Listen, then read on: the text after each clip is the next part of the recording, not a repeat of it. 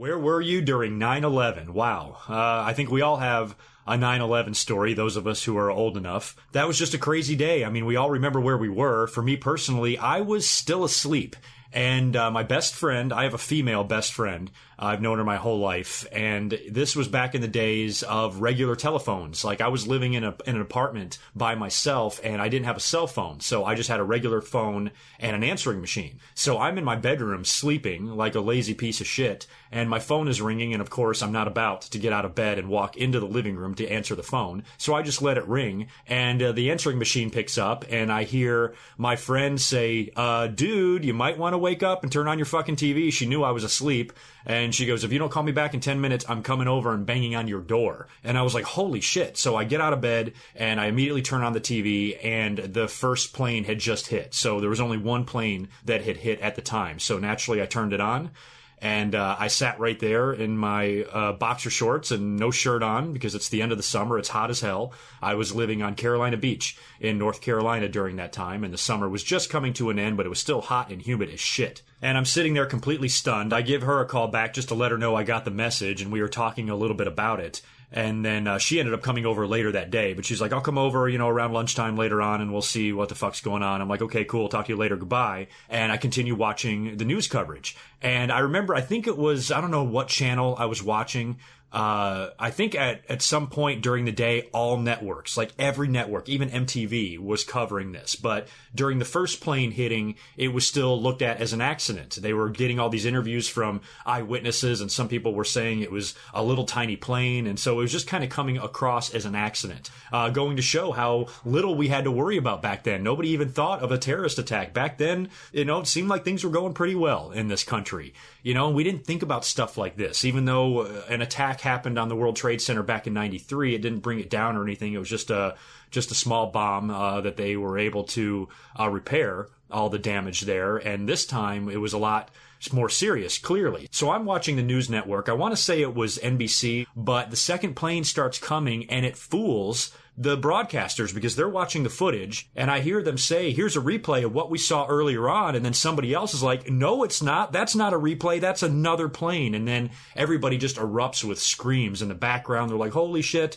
And, you guys can go online. It's very morbid to watch, but there's tons of footage of the 9/11 attacks, and it's crazy how all of that happened, in the day and age we live with cameras, and everybody got footage of this. Imagine if that happened now. I mean, we're even more advanced. Now we've got iPhones and galaxies in our pocket, and we can take videos of everything everywhere. Back in 2001, it wasn't that common, but still a lot of people got footage of this.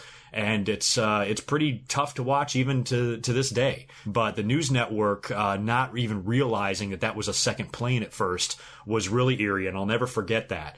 And so I pretty much did what a lot of people did, I think. I just sat on my couch. I barely moved all day. My friend came over later on, and by that point, it was clear that this was a terrorist attack. By that point, the Pentagon had been attacked. The other plane in Pennsylvania, I think, had crashed. So all of that was happening by the time she got there, and we just kind of looked at each other like, you want to get drunk? And we walked across the street because I lived right there on the beach, just a little convenience store. She got a bottle of wine. I got a 12-pack, literally, of beer. And we just sat there in awe and watched this. We both called people. I called my parents and talked to them. The girl I was seeing at the time, my girlfriend, was across town working at her job, and her mother was a flight attendant. So I immediately called her first. I'm like, is your mom okay? Have you talked to her? She goes, yeah, she's not even flying today. She's at home or whatever. I'm like, holy shit, can you believe this? And she goes, I think they might send us home from work early. I'm going to go home and be with my parents and watch this crap. And I'm like, okay, well, I'm over here. If you want to stop by, feel free. And she's like, I'll talk to you later. This is fucking crazy.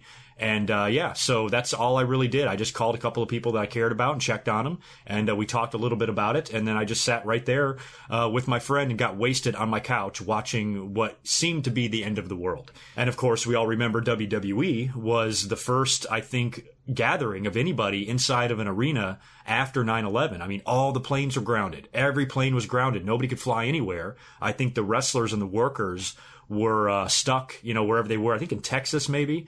And then they came out and they did SmackDown a couple of days later. And of course, Lillian Garcia and that rendition of the national anthem. I'm not even a very patriotic person. I'm not really a big believer in national pride at all. But I would be lying to you if I didn't say I shed a tear when she sang that song, because that was pretty powerful and pretty moving stuff. And that was a dark day in our country's history, in the history of the world. But as far as my memories of it, and that you were also specific, by the way, Corey, I want to mention that you weren't asking my political opinions on 9/11 or anything like that. You just wanted to know what I thought of it, what were my memories of that day, and that's all I'm going to talk about. That's basically all I did, and I'm sure a lot of you who are old enough had a similar story. You probably sat right there and watched nonstop coverage all day, all night, into the morning. You know, all of the damage and the destruction, and when the numbers were coming in, and how many people were probably dead. It was staggering, and it was like something out of a movie. I mean, the videos of those planes hitting the building and them exploding and the towers collapsing. I mean, it's literally like fucking Armageddon. It's absolutely crazy. The damage that was done that day and how nuts it was. But yeah, I sat right there and watched about 10 hours of news footage, like most of the country and most of the world did, I'm sure. So yeah, that was pretty nuts.